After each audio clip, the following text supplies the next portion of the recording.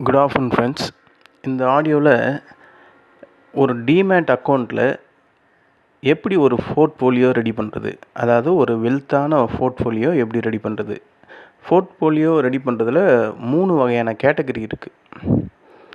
நம்ம வாங்கி வைக்கிற பங்குகளில் ஒரு டிமேட் அக்கௌண்ட்டில் சேர்ந்து அதுக்கு போர்ட்ஃபோலியோ அப்படின்ற பேர் நமக்கு எல்லாருக்கும் அது காமனாக நார்மலாக தெரியும். ஆனால் அதில் 3 வகையான போர்ட்ஃபோலியோ டைப்ஸ் இருக்குது. அதை பற்றி உங்களுக்கு தெரியுமா?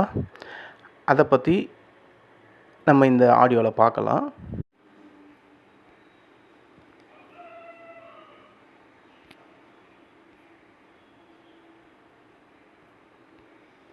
ஃபஸ்ட்டு நம்ம பார்க்க போகிறது, மைக்கை ஆஃப் பண்ணிட்டேன், நான் பாட்டு பேசிக்கிட்டே இருக்கேன். சரி, ஃபஸ்ட்டு நம்ம பார்க்க போகிற போர்ட்ஃபோலியோ எப்படி மேனேஜ் பண்ணுறதுன்னா, அவங்க சேஃபான இன்வெஸ்டர்ஸ் அப்படின்னு சொல்லுவாங்க. சேஃபான இன்வெஸ்டர்ஸ் யார் அப்படின்னா, அவங்களுக்கு ரிஸ்க்கு ரொம்ப கம்மியாக இருக்கணும், ஆனால் ஒரு நிலையான வருமானம் வந்துக்கிட்டே இருக்கணும். அவங்க எந்த மாதிரி ஷேர்ஸ்லலாம் இன்வெஸ்ட்மெண்ட் பண்ணலாம் அப்படின்னு நினச்சா, ப்ளூ சிப் கம்பெனி எது நமக்கு ஊருக்கே தெரியும். இந்தியாவில் இருக்கிறது மட்டும் இல்லை, உலகத்துக்கே தெரியும். ஜாம்பவான் ஃபஸ்ட்டு ரிலையன்ஸு, அப்புறம் ஹெச்டிஎஃப்சி, அப்புறம் ஐசிசி, அப்புறம் இன்ஃபோசிஸ், ஐடிசி, இன்னும் ஏகப்பட்ட ஷேர்ஸ் இருக்குது. நான் உதாரணத்துக்கு இந்த 5 ஷேர்ஸை உங்கள்கிட்ட சொல்கிறேன். இந்த மாதிரி 5 ஷேர்ஸில் நீங்கள் ஒரு 50% ஷேர்ஸை ஹோல்ட் பண்ணணும். இது ஃபஸ்ட்டு பாயிண்ட். அடுத்தது ஓரளவுக்கு மீடியமான, ஓரளவுக்கு ஒரு 20% நிஃப்டி 50 இடிஎஃப்லேயும், சென்செக்ஸ் இடிஎஃப்லேயும், இந்த மாதிரி இடிஎஃப் ஃபண்டில் நம்ம ஷேர்ஸை ஹோல்ட் பண்ணணும் ஒரு 20%. அடுத்த ஒரு 20% எதில் ஹோல்ட் பண்ணணும்னா, ஃபிக்ஸட் டெபாசிட், பேங்க்கில் ஃபிக்ஸட் டெபாசிட்டாக மெயின்டைன் பண்ணணும். அதுக்கப்புறம் டெபிட் மியூச்சுவல் ஃபண்ட் அப்படின்னு ஒன்று சொல்லுவாங்க, நிலையான வட்டி அதுக்கு தமிழில், அதில் இன்வெஸ்ட்மெண்ட் பண்ணணும் ஒரு 20%. அடுத்தது 10% தங்கத்தில் இன்வெஸ்ட்மெண்ட் பண்ணணும். தங்கம் டைரெக்டாகவோ இல்லை சோவர்ஜின் கோல்டு பாண்டுலாம் இருக்குல்ல, இடிஎஃப், அதில் இன்வெஸ்ட்மெண்ட் பண்ணணும். இந்த 4 டைப்பான இன்வெஸ்டர்ஸ், இந்த 4 டைப்பான விதத்தில் ஷேர்ஸை ஹோல்ட் பண்ணுறவங்களுக்கு பேர் தான் சேஃப் இன்வெஸ்டர்ஸ். இவங்க யாருன்னா, அதிகப்படியாக ஒரு 50 60 70 அந்த ஏஜுக்கு மேலே இருக்கவங்கலாம் அதிகப்படியாக இதில் தான் அவங்க இருப்பாங்க. ஏன்னா அவங்களால ரிஸ்க்கை தாங்க முடியாது அந்த ஏஜில். அப்போது அவங்களுக்கு வருமானம் வரணும், ரிஸ்க்கும் கம்மியாக இருக்கணும்னா, இந்த கேட்டகிரியில் முக்கால்வாசி பேர் ஒரு 50 வயசுக்கு மேலே இருக்கவங்க எல்லாருமே இதில் இருப்பாங்க. ஷேர் மார்க்கெட்டில் இருந்தால் இந்த மாதிரி ஒரு சேஃப் இன்வெஸ்டர் போர்ட்ஃபோலியோவில் தான் அவங்க அதிகப்படியாக இருப்பாங்க. இது ஃபஸ்ட்டு. ரெண்டாவது இன்வெஸ்டர் டைப் எப்படின்னா, பேலன்ஸ்டு இன்வெஸ்டர் யாருன்னா, அதாவது எனக்கு ரிஸ்க்கு இருக்கணும், அது கொஞ்சமாக தான் இருக்கணும், ஆனால் வளர்ச்சி அந்த ரிஸ்க்கை விட ஒரு 2 மடங்கு அதிகமாக இருக்கணும்.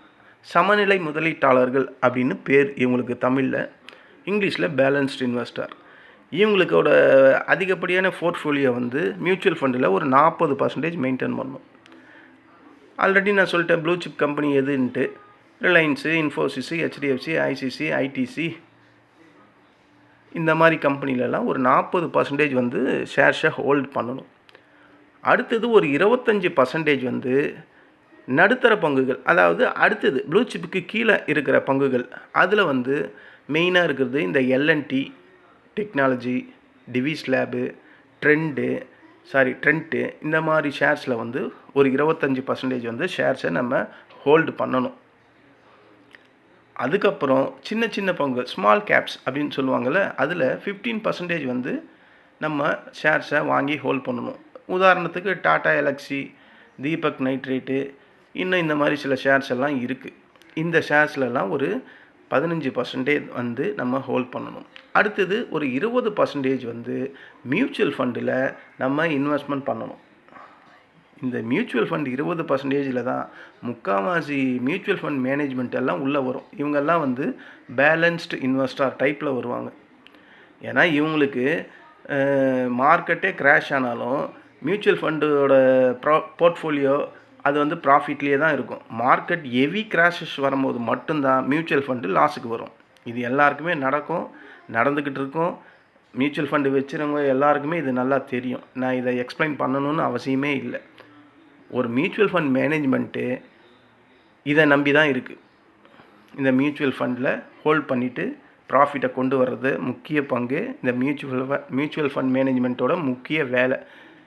இவங்க இந்த மாதிரி போர்ட்ஃபோலியோ ரெடி பண்ணுறதுல தான் அதிகப்படியான பேர் மியூச்சுவல் ஃபண்டில் இருப்பாங்க. இவங்களுக்கு பேர் பேலன்ஸ்ட் இன்வெஸ்டர்ஸ். இவங்களுக்கு வந்து நீண்ட காலத்துக்கு நல்ல வளர்ச்சி இருக்கணும், ஆனால் ரிஸ்க்கும் கொஞ்சம் இருக்கும் அப்படின்ற அந்த கேட்டகரியில் இவங்க வராங்க. மூணாவது வந்து அக்ரெசிவ் இன்வெஸ்டர்ஸ். எனக்கு லாஸ் வர்றதோ ப்ராஃபிட் வர்றதோ அதை பற்றிலாம் கிடையாது.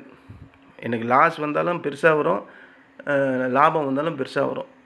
இவங்களுக்கு பேர் அதிரடி முதலீட்டாளர்கள் அப்படின்னு தமிழில் பேர், இங்கிலீஷில் அக்ரெசிவ் இன்வெஸ்டர்ஸ். இவங்களுக்கு எந்த அளவுக்கு ரிஸ்க் இருக்கோ அந்த அளவுக்கு ரிவார்டும் இருக்கும். இவங்க டைப் எப்படின்னா, இவங்க எந்த மாதிரி இந்த போர்ட்ஃபோலியோ ரெடி பண்ணுவாங்கன்னா 30% வந்து ப்ளூ சிப் கம்பெனியில் இன்வெஸ்ட்மெண்ட் பண்ணுவாங்க. ப்ளூ சிப் கம்பெனினா ஆல்ரெடி நான் சொன்ன மாதிரி ரிலையன்ஸு, ஐசிசி பேங்க்கு, இன்ஃபோசிஸு, ஹெச்டிஎஃப்சி, ஐடிசி, இந்த மாதிரி பலதரப்பட்ட ப்ளூ சிப் கம்பெனி நம்ம இந்தியாவில் ட்ரேட் ஆகிட்டுருக்கு. அதில் ஒரு 30% வந்து ஷேரை வாங்கி ஹோல்ட் பண்ணுவாங்க. அடுத்த 30% எதில் பண்ணுவாங்கன்னா, அதுக்கடுத்து இருக்கிற நிஃப்டி 50 ஸ்மால் கேப்பு, நிஃப்டி 50 100 இந்த மாதிரி நடுத்தர பங்குகளில் இன்வெஸ்ட்மெண்ட் பண்ணுவாங்க ஒரு 30%. உதாரணத்துக்கு எதுனா பாலிகேப், ஆஸ்ட்ராலு, அப்புறம் ஏஇ பேங்க்கு, ஏஇ ஸ்மால் இன்வெஸ்ட்மெண்ட் ஃபினான்ஸ் பேங்க்கு, இந்த மாதிரி இதில் ஒரு 30% இன்வெஸ்ட்மெண்ட் பண்ணுவாங்க.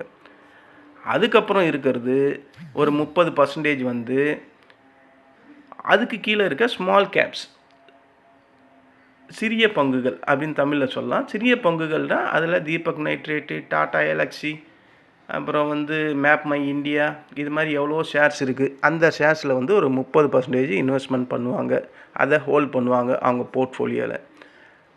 அதுக்கப்புறம் கடைசியாக ஒரு 10% வந்து புதுசாக ஏதாவது செக்டார்ஸ் உள்ளே வரும், ஓகேவா. தீம் பேஸ்டு ஃபண்ட்ஸு, புதிய துறைகள், ஐபிஓ வரும், இன்னும் இது மாதிரி பலதரப்பட்ட புதிய செக்டார்ஸ் உள்ளே வரும்போது அதில் ஒரு 10% வந்து இன்வெஸ்ட்மெண்ட் பண்ணிவிட்டு ஹோல்ட் பண்ணுவாங்க. உதாரணத்துக்கு இந்த க்ரீன் எனர்ஜின்னு இப்போலாம் வந்து இல்லை, க்ரீன் எனர்ஜி, அப்புறம் இவி எலக்ட்ரிக் வெஹிக்கிள்ஸு, அப்புறம் டிஜிட்டல், இந்த மாதிரி புதிய துறைகளில் ஒரு 10% அலோகேஷன் பண்ணி வைப்பாங்க. ஸோ இந்த 3 டைப் நான் சொன்ன போர்ட்ஃபோலியோ இன்வெஸ்டார் டைப்பில் நீங்கள் எந்த டைப்பு அப்படின்னு உங்களுக்கு உங்கள் போர்ட்ஃபோலியோ பார்த்து நீங்கள் தெரிஞ்சுக்குங்க. ஸோ இந்த 3 டைப் ஆஃப் இன்வெஸ்டார் போர்ட்ஃபோலியோ எப்படி அமைக்கிறதுல அதிகப்படியாக ப்ளூ சிப் கம்பெனிங்க தான் பெரிய இடம் இருக்குது. நான் பர்சன்டேஜோடு சொல்லியிருக்கேன், அதில் ஒரு ப்ளூ சிப் எவ்வளோ பர்சன்டேஜ் இருக்கணும், அது என்ன டைப் ஆஃப் இன்வெஸ்டார் டைப்பில் இருக்குன்றதுக்கும் சொல்லியிருக்கேன். அதுக்கப்புறம் ஒரு ஸ்மால் நடுத்தர பங்கு, அதுக்கப்புறம் வந்து ஒரு ஸ்மால் பங்கு, அதுக்கப்புறம் ஒரு இடிஎஃப், அப்புறம் கோல்டு, மியூச்சுவல் ஃபண்டு, இது மாதிரி நம்ம ஷேர் மார்க்கெட்டில் இருக்கக்கூடிய எல்லாத்தையும் உதாரணமாக வச்சு ஒரு 3 வகையான போர்ட்ஃபோலியோ எப்படி உருவாக்குவது அப்படின்றத பற்றி நான் இந்த ஆடியோவில் சொல்லியிருக்கேன். இப்போ அதை பற்றி சொல்லிட்டேன். இப்போது ஒரு ஷேரில் எப்படிங்க அலோகேஷன் பண்ணுறது அப்படின்னு கேட்டிங்கன்னா, அதை நம்ம வர இருக்க நெக்ஸ்ட்டு ஆடியோவில் நான் அதை பற்றி சொல்கிறேன். இப்போ ஒரு ஷேரை வாங்குகிறோம், அந்த ஷேருக்கு எவ்வளோ இன்வெஸ்ட்மெண்ட் பண்ணலாம், அது மாதிரி சைமல்டேனியஸாக மற்ற ஷேர்ஸில் எப்படி நம்ம இன்வெஸ்ட்மெண்ட் பண்ணலாம், இந்த மாதிரி ஒரு ஷேரை ஒரு போர்ட்ஃபோலியோ ரெடி பண்ணால் அது நீங்கள் சொன்ன இந்த 3 டைப்பில் எந்த டைப்பில் வரும் அப்படின்றத பற்றியெல்லாம் பார்க்கலாம். இப்போதைக்கு நன்றி, வணக்கம்.